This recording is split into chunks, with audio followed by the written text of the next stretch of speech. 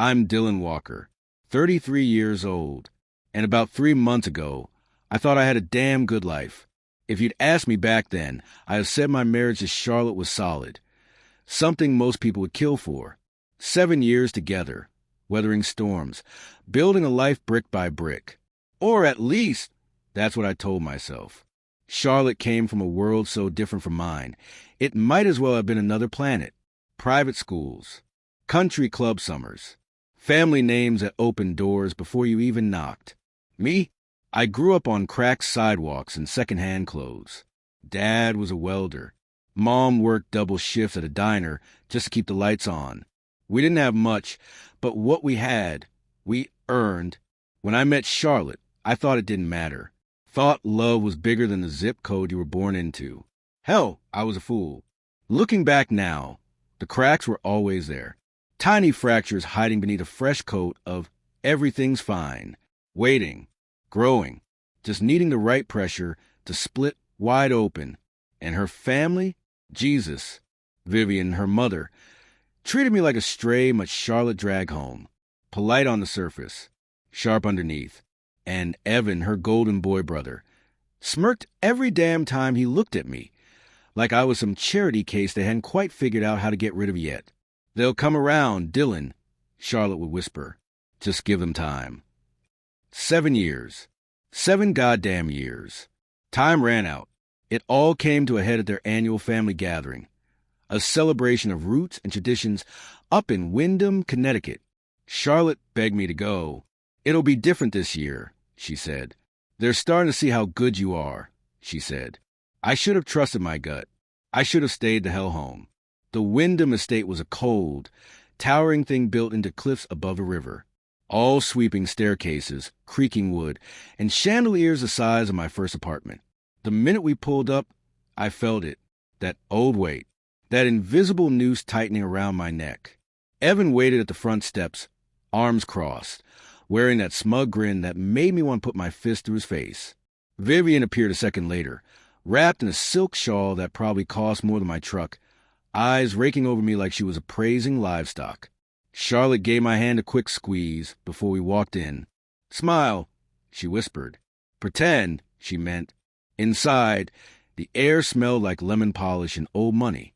Portraits of stern-faced ancestors glared down from the walls, their painted eyes full of judgment. I kept my mouth shut, smiled when appropriate, laughed at stories I didn't understand, played the role they'd assigned me, Charlotte's charity case husband. /and by the second day. I was counting the hours until we could leave, but then came dinner, and dinner was a battlefield. It was a long table, gleaming mahogany, set with more forks than I knew what to do with. Candles flickered, wine flowed, and underneath it all, that same cold undercurrent ran strong. At first, it was just the usual backhanded compliments. Vivian, isn't it wonderful that Dylan finds fulfillment in such a simple career? Evan, takes a real man to be happy fixing printers for a living. Laughter, polite and sharp. Charlotte squeezed my knee under the table, her silent way of saying, please don't make a scene. I swallowed it down, forced a smile, but something inside me cracked. I stood, raised my glass. I just want to say, I started, voice low but steady, how grateful I am to be part of this family, even if sometimes, I paused, even if sometimes it feels like I'm standing on the outside, looking in. A few chuckles. Vivian's lips tightened. Evan rolled his eyes. I pressed on. I know where I came from. I'm not ashamed of it. And I'm proud to stand here, not because of where I started, but because of who I chose to stand beside. I looked right at Charlotte, waiting, hoping. But when I turned back to the room, Vivian was already rising from her seat, napkin brushing against her plate with a quiet finality. We don't encourage emotional outbursts at the table, Dylan, she said coolly. It's undignified. The words hit harder than a punch to the gut. Across the table, Evan smirked wider. And Charlotte? Charlotte just looked down at her plate. Silent. Still. I sat back down, heat rising up my neck. Fork scraped against china. Conversations resumed like I hadn't even spoken. Invisible again. Dismissed. That night, after everyone retreated to their rooms, Charlotte and I fought behind a heavy oak door meant to muffle shame. She told me I was too sensitive, that her family didn't mean anything by it. And when I pushed harder, when I told her I couldn't keep doing this, couldn't keep pretending it didn't hurt, she gave me a choice. Apologize, she said, arms crossed, mouth tight. Or leave. The words hung there. Heavy. Final. 7 years. 7 years of bending, bleeding, breaking myself down so maybe I could be enough. And now I was being told to bend one more time. Or go. I didn't yell. I didn't plead. I just packed my bag, took what little dignity I had left, threw it over my shoulder, and walked out the front door of that cold house without looking back. The last thing I heard was the wind howling across the cliffs like it was laughing at me, too. The highway out of Wyndham was pitch black, no streetlights, just the high beams of my rusted-out Dodge cutting through the mist. My duffel bag slid around on the seat beside me with every sharp turn.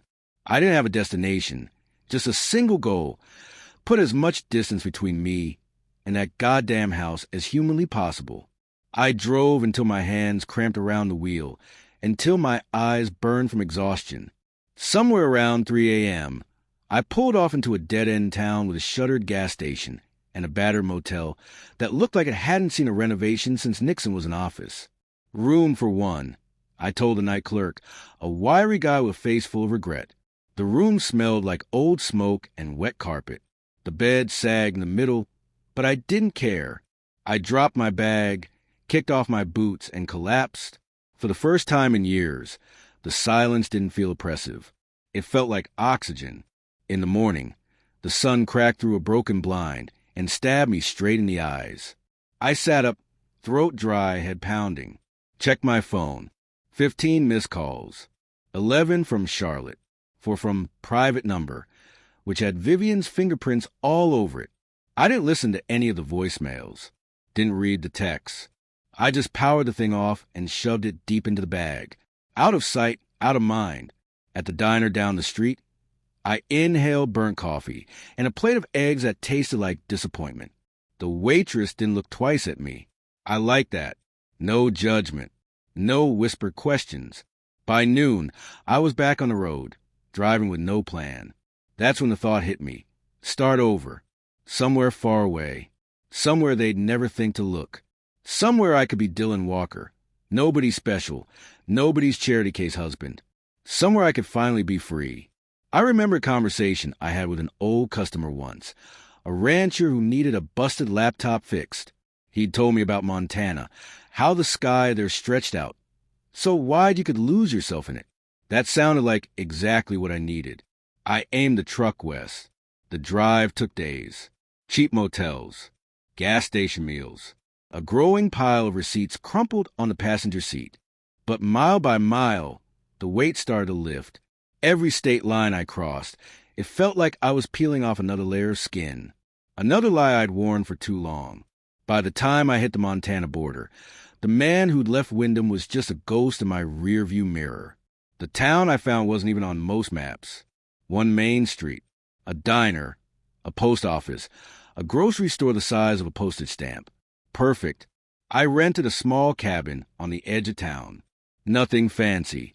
A bed, a kitchenette, a wood stove that creaked and moaned when the wind picked up. It smelled like pine and old leather. It smelled like home. I picked up odd jobs fixing computers, cleaning up busted networks for farmers and shop owners who didn't care about my last name or what silver spoon I hadn't been born with. For the first time in my life, I wasn't performing. I was just existing. And it was enough. A few weeks in, I finally turned my phone back on. Messages poured in. Charlotte, Vivian, Evan. Some furious, some pathetic, some dripping with that desperate, polished guilt they were so damn good at wielding. Charlotte's messages started off frantic. Where are you?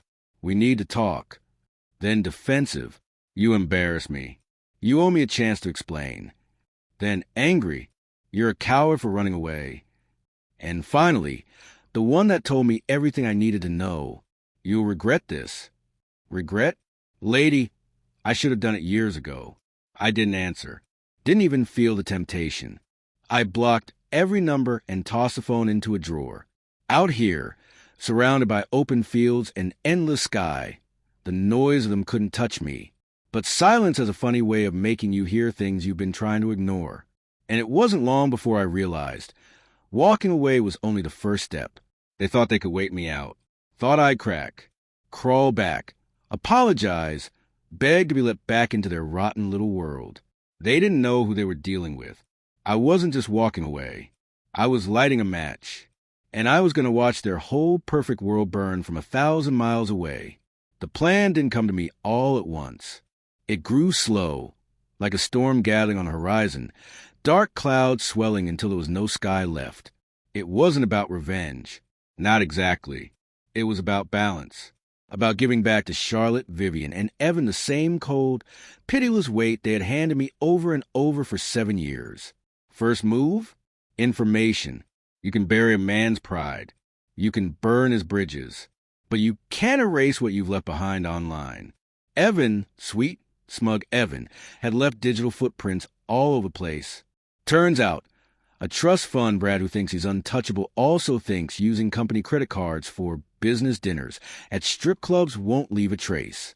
A little digging and a couple of nights studying public records, and I had enough on Evan to sink a battleship. The real cherry on top? Evan had been cozying up to one of Charlotte's married cousins, Mallory, on the side. Texts, photos, the works. Apparently, blood ties mean less than a good time after a few cocktails at members-only parties. Next up, Vivian.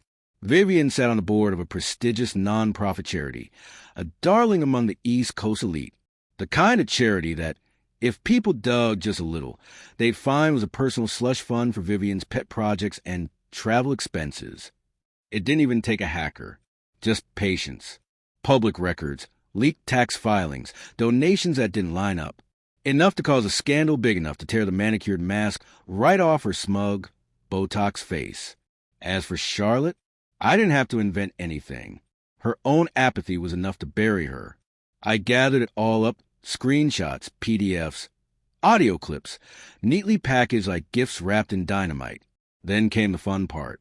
I mailed anonymous packages. One to the Windham Gazette, the oldest newspaper in the county. One to the nonprofit's biggest donors. One to Vivian's country club board. One to Evan's prestigious law firm. And for Charlotte, I sent a simple envelope to her office. No evidence, no accusations. Just a printed photo. Me, standing on the cliffside of Montana, smiling in a way she'd never seen. Free. No caption. No return address. Let her wonder. Let her rot. It didn't take long for the sparks to catch. The Windham Gazette ran a front-page story about financial irregularities at Vivian's charity. Photos of her at lavish galas splattered next to headlines about misappropriation of funds. Vivian's pristine reputation? Torched. Evan got suspended pending internal investigation at his law firm. Word got around fast about his inappropriate relationships and questionable expenses. One anonymous tip, and his house of cards collapsed in a week. As for Charlotte, well, she lost more than her job. She lost her image, her family's golden girl, exposed as a woman who watched it all happen with dead eyes and an empty soul. And me? I watched it unfold from my little cabin in Montana. No regrets, no guilt, just that steady, quiet satisfaction that comes from knowing that sometimes the bad guys don't win.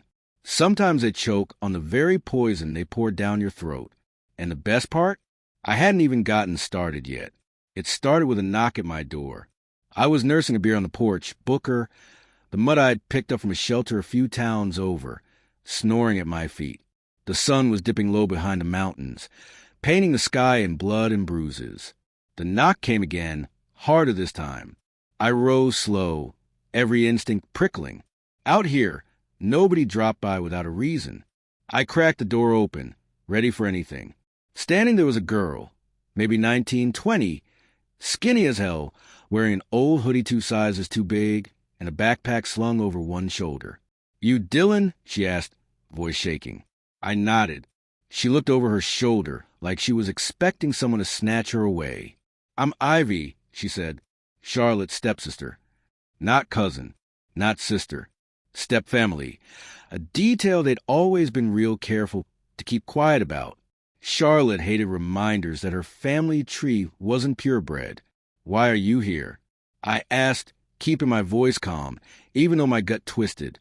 Because, she said, stepping closer, lowering her voice to a whisper, they're planning something to drag you back. I motioned her inside, locking the door behind us.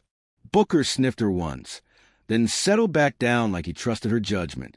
Ivy dropped her bag on the floor and pulled out a file, old school manila, stuffed with papers. Vivian's trying to claim abandonment, she said.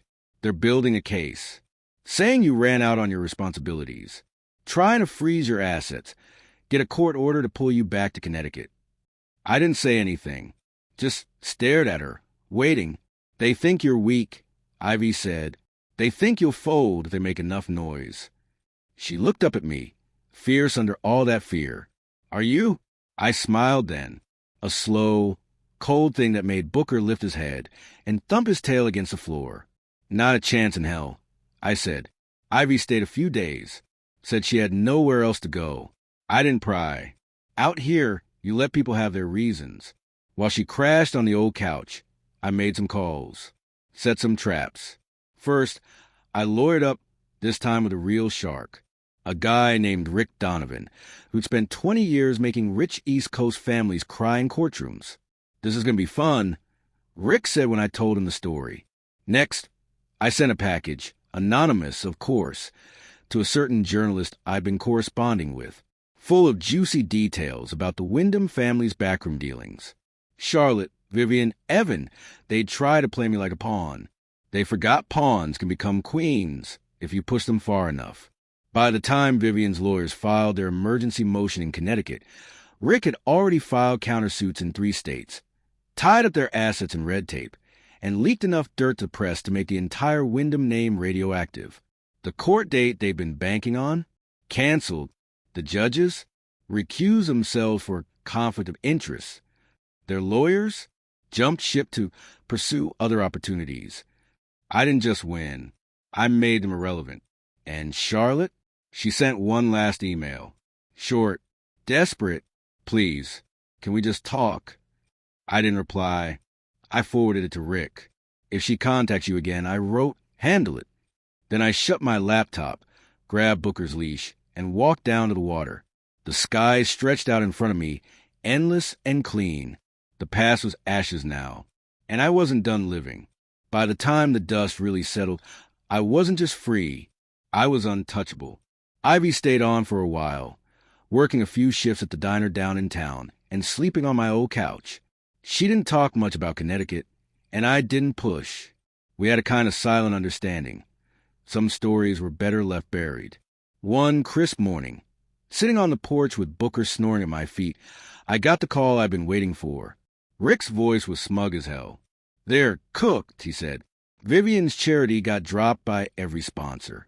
Evan's facing disbarment. Charlotte's been cut loose by her firm. I let that hang in the air for a second, savoring it like a good glass of bourbon. Good, I said. And there's more, Rick added. Seems Charlotte's trying to sell the Wyndham estate. Quietly. I laughed, loud enough to make Booker lift his head in alarm. Selling the house? That crumbling monument to their precious legacy? It was poetic. Let her sell it, I said. She'll need every penny. It wasn't just about burning their world down anymore. It was about building something better in the ashes. And that's exactly what I did. I bought a small patch of land on the edge of town, 5 acres of wild grass and stubborn pine trees, overlooking the water. It wasn't much, not yet, but it was mine. Built a workshop first. Nothing fancy. Just 4 walls, a roof, and enough space to tinker with machines, fix broken things, build something real with my hands. After that, I started sketching out a cabin, bigger than the studio I'd been renting. Enough room for me, Booker, and maybe someday more. Maybe not today. Maybe not tomorrow. But I wasn't broken anymore. The town accepted me in ways Connecticut never could.